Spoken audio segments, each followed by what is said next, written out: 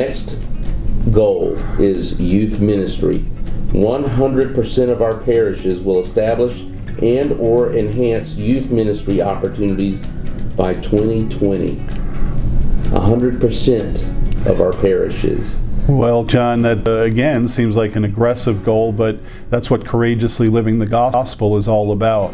It's not about doing what's easy. It's about doing what we need to do to fulfill our mission as a church. So we do, one of the things that I heard over and over again at the listening sessions, particularly from parents, was, Bishop, we need to engage our youth and our young adults.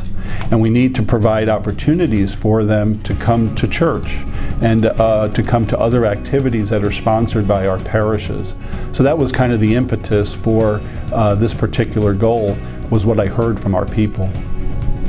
Where are we right now with our youth ministry in the Diocese of St. Petersburg? Because I know some parishes are very strong and others are non-existent. Yeah, as you said, it's very inconsistent and depends from parish to parish and the resources that are available.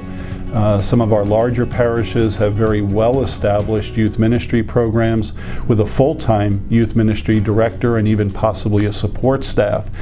Other parishes, it's a volunteer position, a ministry position, and typically would be part-time. So it's just really all over the board, and some parishes don't currently have any youth ministry offerings. So there's a great opportunity which exists for us to enhance our offerings to the youth of our diocese. Some would say, well, the population in maybe one of the northern parishes or one of the outlying parishes just wouldn't necessarily support it, but those families have kids too. They do. John, I think I've traveled to almost every parish here in our diocese during this last year and a half, and I don't think I've ever been to a parish where I didn't see children. So they're out there. They may be greater numbers in certain areas than others, but each of our parishes do have a youth population that can be served and maybe currently is being underserved. So one of the opportunities that might exist would be for 1 or 2 or 3 parishes to kind of group together to offer maybe a good quality youth ministry program together, whereas maybe individually they wouldn't be able to do that. Without, I hate to say comparing dioceses, but you've worked in 3 dioceses. How does the Diocese of St. Petersburg stack up with other comparable dioceses of our size? Sure. I would say, based on my own personal experience as a priest, as a pastor, and now a bishop in 2 different dioceses, that we're very similar in terms of our youth ministry profile here to other dioceses. There are certain things that we're doing very well as a diocese, things like the Good Samaritan Project, which our youth engage in each summer, and various conferences that they attend. But here within the diocese, I think certainly it's recognized that there's opportunities to grow.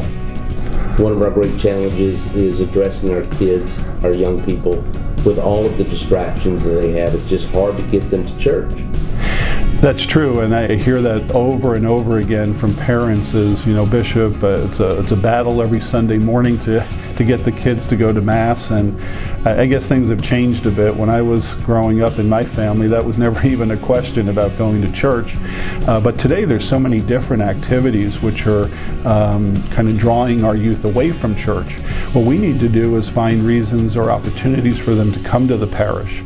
I can remember as a kid, we as a family or as brothers, we would spend a couple nights a week at the parish, and that was in addition to going to Mass on Sunday together.